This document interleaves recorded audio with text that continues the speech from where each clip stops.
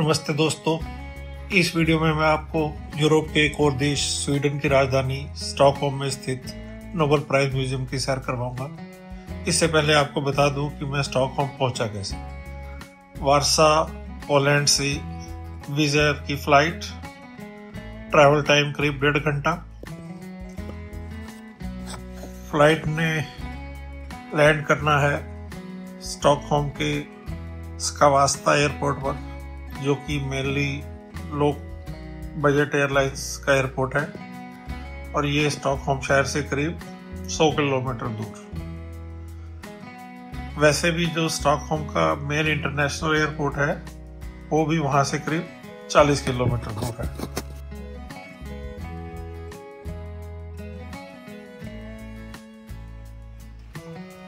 ये पहुंच गए एयरपोर्ट पर।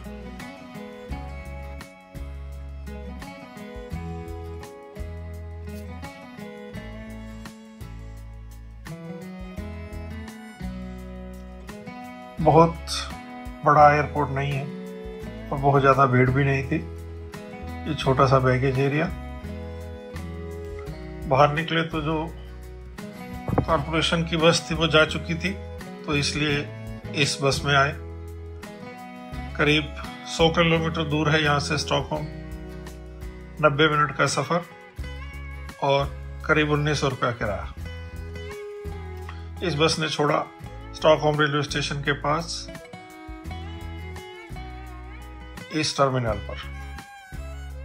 आपको लेकर चलता हूँ स्टॉकहोम शहर की छोटी सी शहर पर।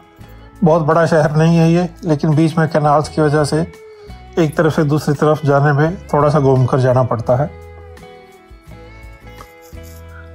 ट्रांसपोर्टेशन का सिस्टम बहुत शानदार, कन्वीनियंट भी है, लेकिन लोग साइकिल को ज़्यादा प्रेफर करते हैं।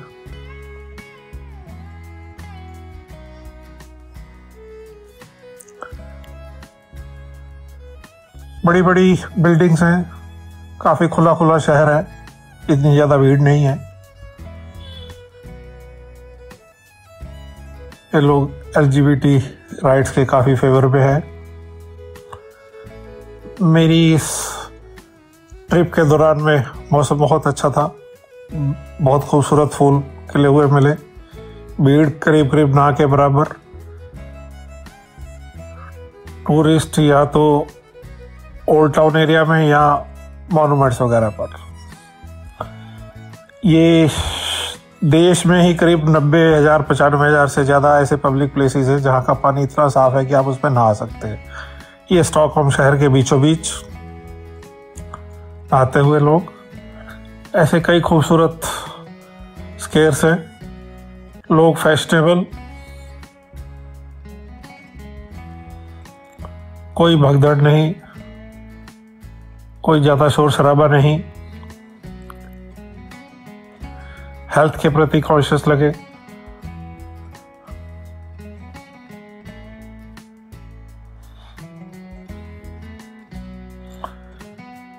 ये कुछ दुकानों के शोरूम्स। अब ये ऐड किस चीज़ की थी बड़ी देर बाद समझ में आया।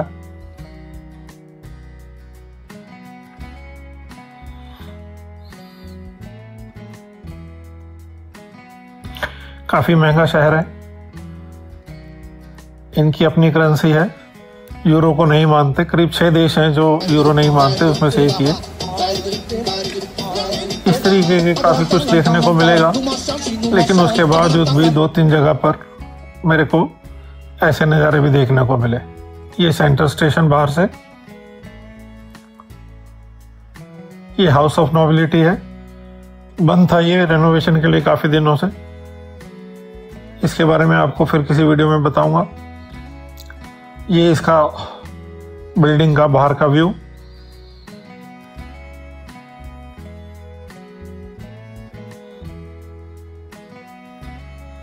बाहर से देखने में काफ़ी खूबसूरत। ये यहाँ की मेन चर्च, क्योंकि यहाँ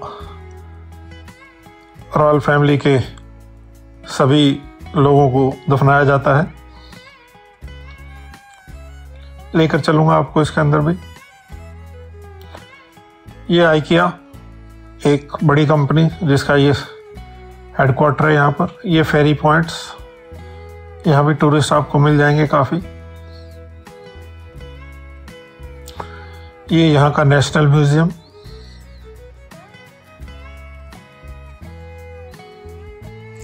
ये एंटीक म्यूजियम है। यहाँ पर ज़्यादा मेडिटेरियन आइटम्स हैं।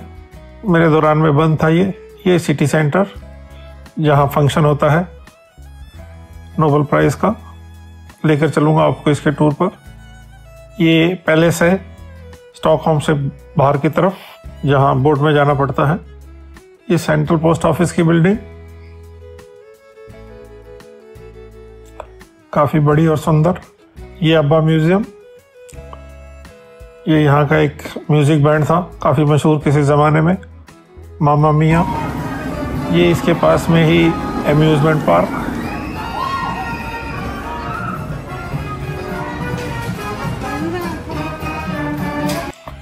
किसी ज़माने में यहाँ काफ़ी जर्मन्स रहते थे, अभी भी जर्मन विजिटर्स काफ़ी आते हैं। तो ये जर्मन चर्च के नाम से है। लेके चलूँगा आपको इसके अंदर किसी वीडियो में।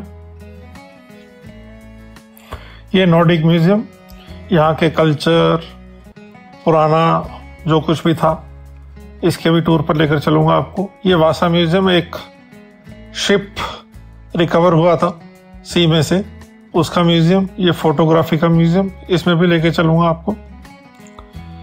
यहाँ से क्रूज़ काफ़ी चलते हैं, शिप खड़े रहते हैं इसलिए। ये रॉयल पैलेस है, इसकी कई एंट्रेंस हैं। ये इस तरफ की एंट्रेंस,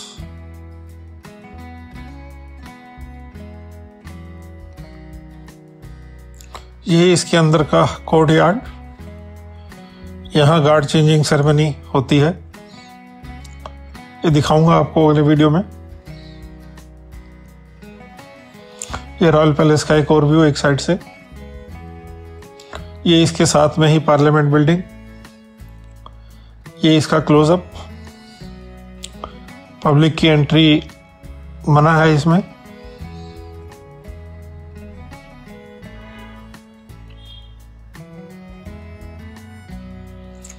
और ये यहाँ का ओपेरा हाउस।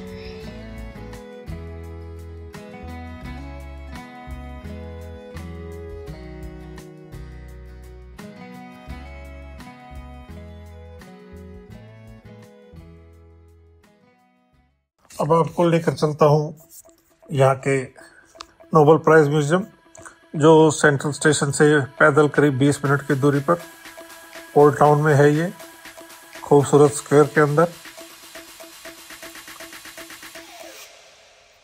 गूगल के इस वीडियो में तो इस बिल्डिंग का कलर कुछ और है, लेकिन एक्चुअल में ये कलर नहीं है, जो भी आप थोड़ी देर में देखेंगे।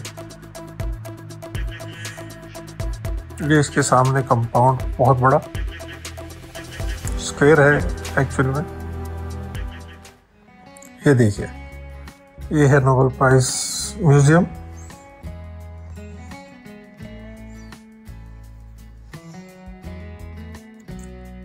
इसके आसपास ऊंची, बहुत ही कलरफुल बिल्डिंग्स, रेस्टोरेंट्स, और सामने एक पुराना फाउंटेन है। काफी चहल पहल रहती है इसके आसपास में। कई एंगल से देखिए इसको।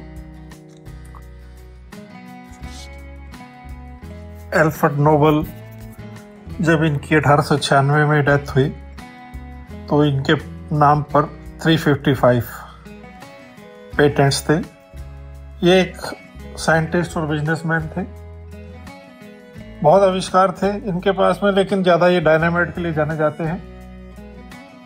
कुछ लोगों का ऐसा मानना है कि इस पुरस्कार की स्थापना साइंस को बढ़ावा देने के लिए तो थी ही, लेकिन कहीं ना कहीं डायनामाइट के गलत इस्तेमाल से जो अपराध बोध था इनमें, और अपनी छवि सुधारने के लिए भी इसके कारणों में से एक था।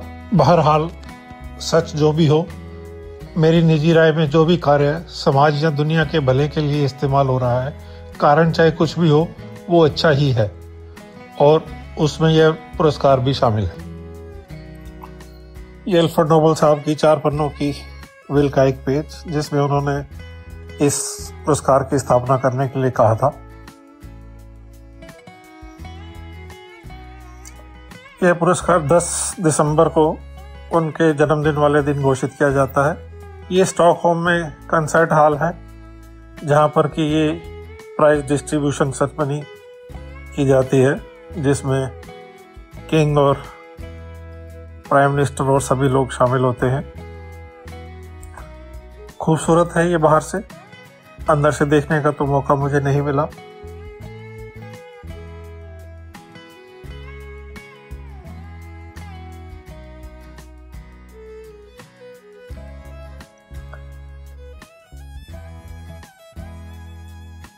इस प्राइज डिस्ट्रीब्यूशन के बाद शाम को डिनर सिटी सेंटर के इस हॉल में होता है। इसका एक्चुअल नाम ब्लू हॉल है। इसका नाम ब्लू हॉल क्यों है ये आपको इस वीडियो में बताऊंगा। ये इसके म्यूजियम के अंदर का मैप। तो शुरू करते हैं अंदर का टूर। ये एंट्रेंस करीब 130 स्वीडिश क्रोना की टिकट। मैंने जो 3 दिन का पास ले रखा था उसमें ये फ्री था। ये उसका एक रेप्लिका, साथ में सेल्फी खिंचाने के लिए प्रेरित किया जाता है। यहाँ पर इस तरफ में इनका पर्सनल सामान पड़ा है सामने वाले एरिया में। ये सामने कुछ मर्चेंडाइज है गैलरी में।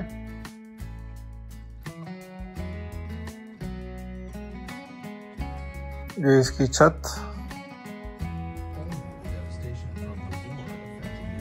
ये एक वीडियो फिल्म्स चलती रहती हैं कि वर्ल्ड में क्या हालात थे।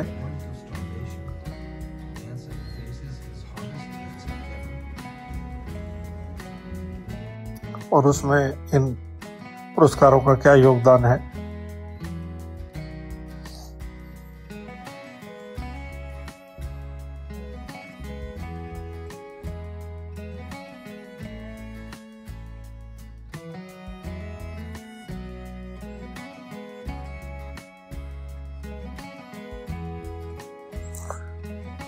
यहाँ ग्राउंड के ऊपर बड़े खूबसूरत तरीके से जिन डिसिप्लिन्स में पुरस्कार दिया जाता है उसको बहुत आकर्षक अंदाज में दिखाया हुआ है। डिफरेंट लैंग्वेजेस में, हिंदी में भी देख सकते हैं आप।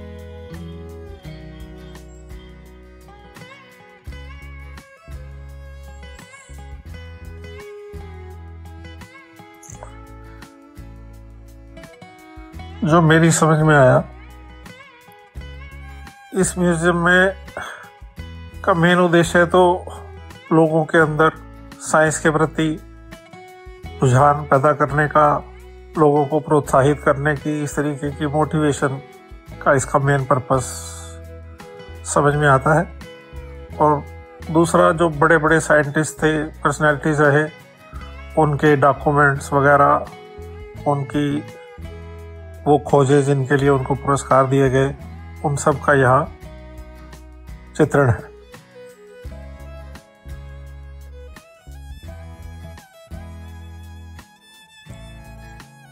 बाकी आपके इंटरेस्ट के ऊपर है कि आप यहाँ कितना समय गुजारना चाहते हैं।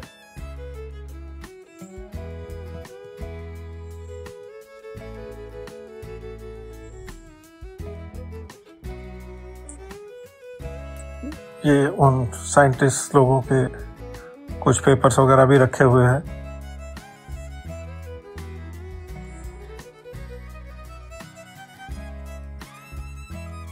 ये एक इंटरेस्टिंग पार्ट है। यहाँ पर इन साइंटिस्ट ने कुछ अपने पर्सनल चीज़ें डोनेट की हुई हैं, जैसे ये दलाई लामा साहब की माला और उनकी मंत्रों की किताब। इस तरीके से और बहुत सारे पुरस्कार विजेताओं की पर्सनल आइटम्स यहाँ पर पड़े हैं। और अब 2 शेर। शायरी में सबसे ज़्यादा शेर मोहब्बत और जुदाई पर कहे गए हैं। मोहब्बत पर दो खूबसूरत शेर सुनिए। बर्बाद होने के और भी रास्ते थे, बर्बाद होने के और भी रास्ते थे, ना जाने मुझे मोहब्बत का ही ख्याल क्यों आया। एक और शेर सुनिए। करूँगा क्या जो मोहब्बत में हो गया नाकाम, करूँगा क्या जो मोहब्बत में हो गया नाकाम, मुझे तो और कोई काम भी नहीं आता। इसके अंदर की सोवेनियर शॉप, महंगे हैं आइटम्स।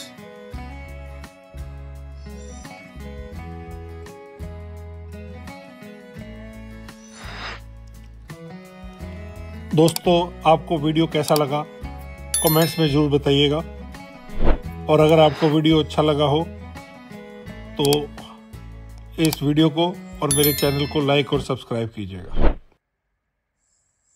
ये बाहर आ गए। अगले वीडियो में मैं आपको रॉयल पैलेस के अंदर में गार्ड चेंजिंग सेरेमनी जो दोपहर में होती है वो दिखाऊंगा।